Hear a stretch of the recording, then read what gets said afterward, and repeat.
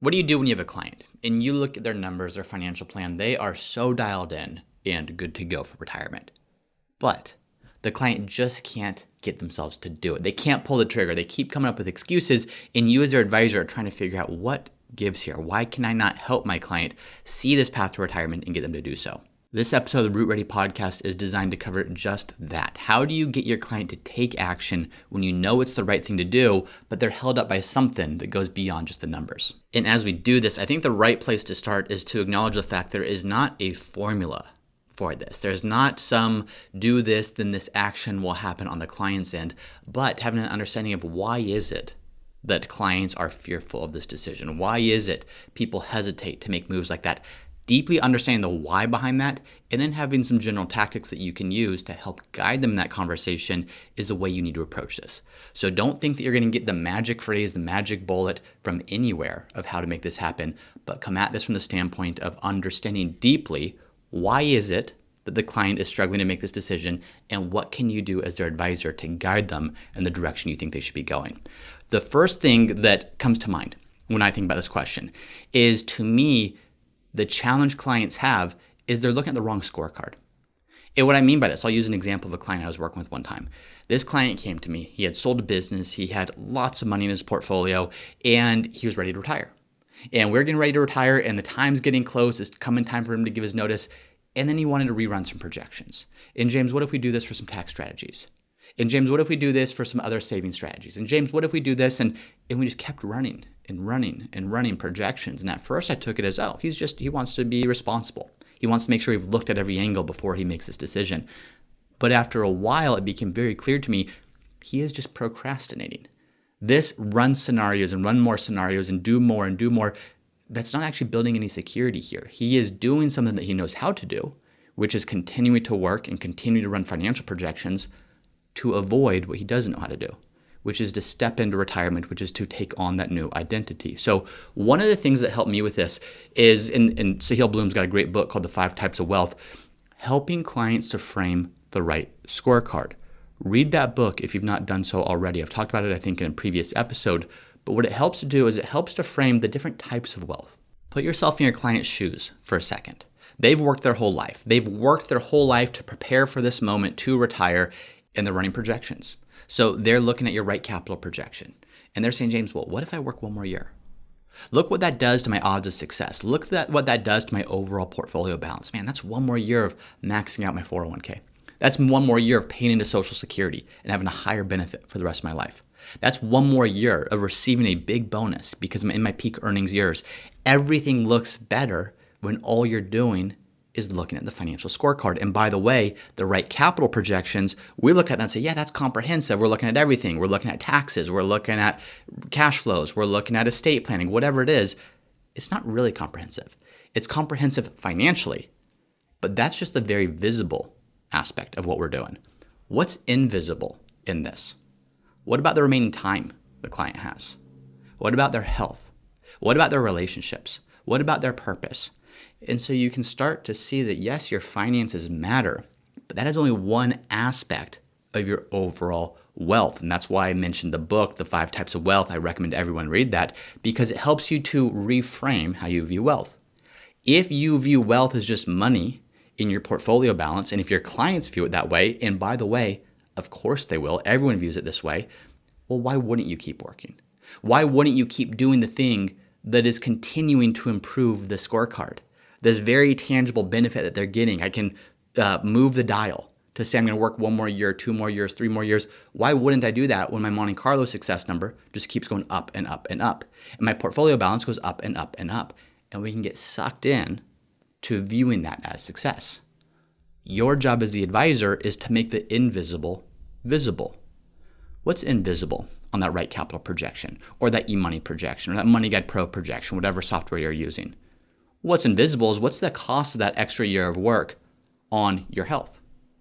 What's the cost of that extra year of work on your ability to spend time with the people you care about spending time with? What's the cost of that projection when you have no idea how much time you actually have left on this earth? Do you want to spend it working?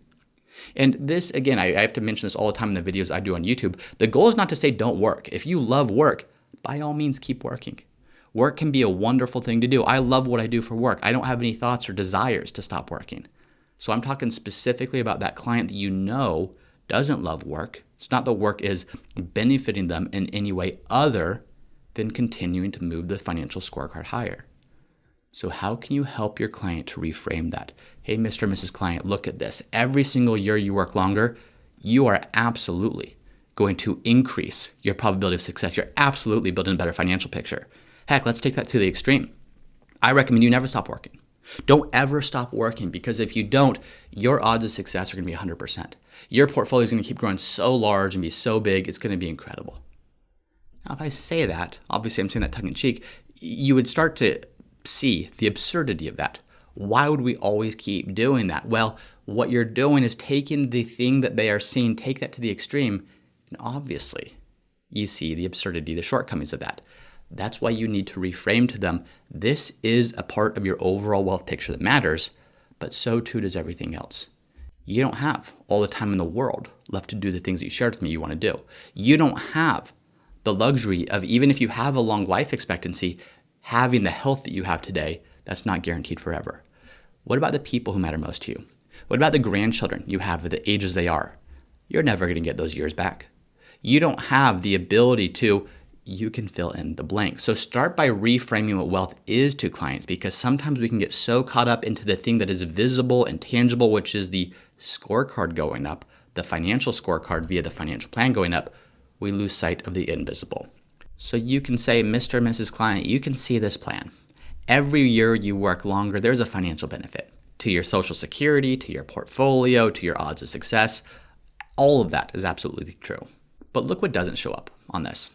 Your time, your energy, your health, your relationships, the things you actually care about. So I would hate for you to get so caught up in one version of success that we end up sacrificing everything else. What we've already done is built a great plan for your financial wealth. Now what I want to do with you is make sure we're incorporating the other aspects of your wealth too. The next tip that I would give you as advisors as you're having this conversation is tell a story. Make it concrete. Make it feel more human. Numbers never motivate people to action. Stories do. I mentioned this on a previous episode I recorded a few weeks back of facts tell, but stories sell.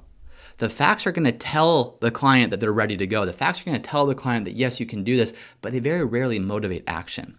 That's where a story can be very powerful. For Root advisors listening to this, Jeff has a really awesome example of doing this.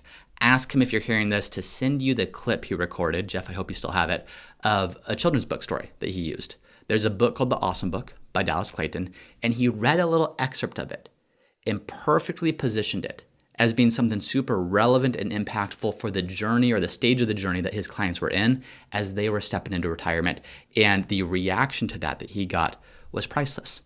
He took a children's story and in a very indirect, disarming way shared that with him, and it really made a big difference. So ask him to share that with you, Root advisors. One that I've done before is there's a poem by Shel Silverstein.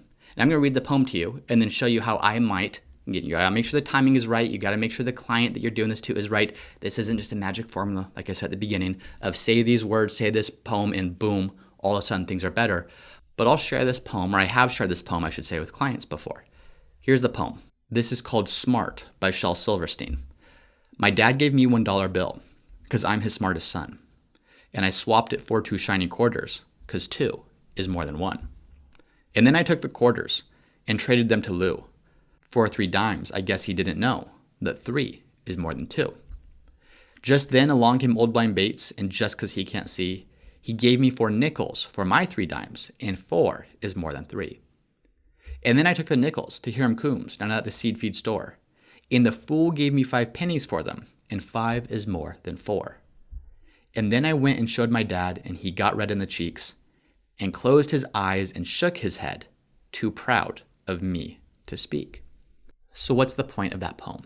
Well, there's this little boy, and because he's young, we can say, yes, how cute, but how foolish. He is trading something of value for something that's of increasingly lesser value, to the point that by the end of the poem, he took his $1 and he's traded that for 5 pennies, so proud of himself because he has more of something, but it's worth far less.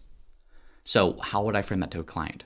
I might go back to that client example that I gave before of the client that wanted to update his plan, rerun projections. And I wouldn't say directly, no, we're not going to do that. You're good to go. Just retire. That's not going to be helpful. If what we're trying to do is inspire action or influence action, the direct approach in that case is not going to be most effective. But what if I did this instead? I showed him the plan. I said, hey, Mr. Client, here's the plan. You said you wanted to work 2 more years. You wanted to implement this tax strategy. You think you can save this much. Look at this. Your plan is so much better off financially because of exactly what you just did. But would it be okay if I read this poem to you? Okay, I'm going to read the poem. Read the poem to him, go through that, and I would say, here's why I wanted to read that.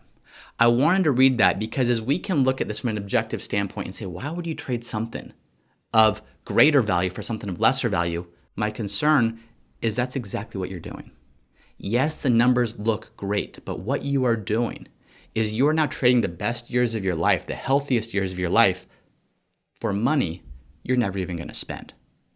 So I don't want you to be like that little boy that has more of something, but just because it's more doesn't mean it's of greater value. What I would love to see as your advisor is I would love to see you live the life that you've dreamed of. And so how can we start moving in that direction? I feel very confident in your financial projections. I know you worry about those. Trust me, I worry even more about those. I really want to make sure I'm never advising somebody to step into retirement if we're not fully confident that the plan we have for you is solid.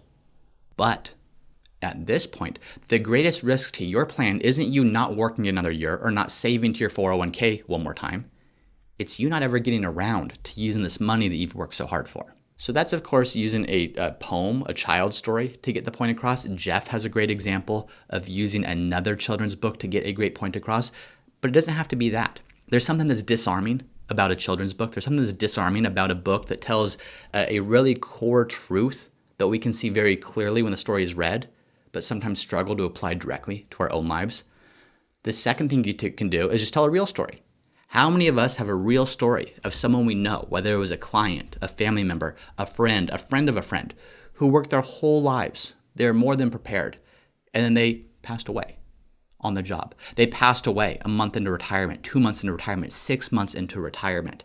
When you tell that story, what you are doing is you are taking your client out of the rational, the worried side of their mind, saying, I got to prepare, keep pushing this thing off, into the realization that, geez, I need to take a big step back. I need to actually get around to living. I need to actually get around to understanding what's the point of all this. So telling a story helps to get your point across far better than simply rerunning right capital projections over and over and over ever will. The next piece of advice I would give you as advisors is to slow down a little bit. Understand that we need to lead with empathy. Lead with empathy, understanding this is very challenging for your client. There's a reason so many people struggle with this, and you can help them by giving words to the reason they're feeling this way. Help them understand why they're feeling this way. Because they're going to be thinking, why on earth is it so difficult for me to do this? You have to explain to them. You have to help show them this. Show them, look, from the day you were born, in middle school, your job was to prepare for what's next, which was high school. In high school, your job was to prepare for what's next, which is college. In college, your job was to prepare for what's next, which is get an entry-level job. From there, you were supposed to get promoted. From there, you were supposed to get married. From there, you're supposed to buy a house. From there, you're supposed to start a family. From there, you're supposed to. Now, Mr. and Mrs. Client, you're at this point where there's no more supposed tos. You've been preparing for something your whole life. It's very different to be preparing for something than it is to actually arrive. And by the way, in that preparation phase, what are you doing? You are saving, you're investing, you're putting money away. That becomes part of your identity. So your identity, whether this is conscious or unconscious, it has been shaped by what you have done for the past 20, 30, 40 plus years. So it is perfectly normal that it's not easy for you just to flip a switch and all of a sudden be okay with this concept of retirement. You are where you are because you are who you are, meaning that has served you very well up until this point. But my job as your advisor is to help you see and to help you understand when are the behaviors and the things that you're doing serving what you're trying to accomplish, and at what point are they actually detracting from what you're trying to accomplish. So I'm very glad you've had this mindset because it's helped you to get where you are. And it's challenging to flip the switch, but I'm telling you it's worth it. And my job is to walk with you through that, not to say that you're going to walk away from this meeting being totally convinced that now's the time to do it because you saw a financial plan or you heard me tell a story. This is going to be a transition. but we need to start working towards it. It's going to be uncomfortable, but at some point it's going to be second nature, and you're going to look back on the work that you did to get through that and say, thank goodness I did, because now I'm actually able to fully enjoy what I worked for, and I'm not stuck in that trap of saying one more year, one more year, one more year. So sit in that moment with them. Give them permission to feel like, yes, this is hard. Acknowledge that, yes, this is hard. And we're going to walk together out of this so you can live the best possible retirement you've dreamed of. Then the final piece of this all is give them a little bit of a homework. Don't just tell them, yes, this is what needs to happen. How can you start reshaping that identity with them? Your client has that identity of being a saver, of being an investor, of being an attorney, of being a teacher, of being you fill in the blank. They have that identity because they've repeatedly done it over and over and over. So let's start building the new identity. Build that new identity of someone who can spend and enjoy what they've worked for. So what are some practical things you can do? Well, if you know they're already at the point where they're good to retire today, but they're struggling to actually make that decision, some practical things you can do. Tell them to stop saving to your 401k. You no longer need to keep saving. We save for future consumption. If you've already arrived, let's start practicing that now. Maybe you don't need to retire on the spot right now because that's a little bit scary. But what if we stopped saving to your 401k? And your homework was to say whatever that increase in your monthly spending is, spend it. That money can't go to savings. That money can't go to investments. You need to learn how to spend that money. What this is going to do is it's going to gradually get you comfortable so that when you do retire, you've started to break that mindset of save, invest. You're a little bit more comfortable spending it. On top of that, there's a good chance you're struggling to retire because you don't actually know what you want to do yet. Use that money to find out. Use that money to go take a trip. Maybe you love it, maybe you hate it. Use that money to go play golf at an expensive golf course. Maybe you love it, maybe you hate it. Use that money to donate it to a cause you care about. Maybe you find meaning and purpose in that, maybe you don't. But as you start trying these things, in order for you to maximize your retirement, you're going to need to try a whole bunch of things. Unless you feel like you've already got it all figured out, which by the way, nobody does. This is the perfect opportunity to try before you buy. Try out what it's going to feel like. Learn what you actually enjoy doing. Start breaking that mindset of being a saver and start living into your retirement vision before you actually do so. And in the same way, we've taken this approach of gradually landing your plane with your portfolio, gradually landing the plane with your cash flows. We're now going to gradually land the plane with your identity and the mindset shift that's going to take to enjoy your retirement years. So as we start to close, advisors, remember this. You cannot make this decision for your client. You can encourage them, but the best way to encourage is to take a step back.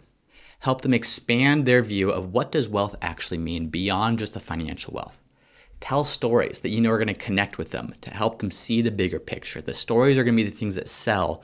The facts are only the things that tell. And then finally, give them some homework, some very simple things. Stop saving. Start spending. Define what your retirement looks like. Not just broadly speaking, you want to travel and play golf, but what are you doing Tuesday morning? Walk through that specifically, and how can we start living into that? And in doing so, you're gently nudging your client the right direction. You're gently pushing them towards the thing that they fear, and as they get more and more comfortable with this, they will gain the confidence to actually retire. That is it for today's episode. If you are enjoying the podcast, share it with someone who you think it could help. Whether it's a coworker, maybe someone from your FPA event, anyone that you think would benefit from this, please share this so that other growth-minded advisors can start to learn the tools to be the highest performing advisor they can actually be. If you're enjoying the podcast as well, please leave a review. Spotify, Apple Podcasts, you can leave a review there. If you're not already watching on YouTube, check this out on the Root Ready YouTube channel. Subscribe and like if you're there. Thank you as always, though, for listening, and I'll see you next time.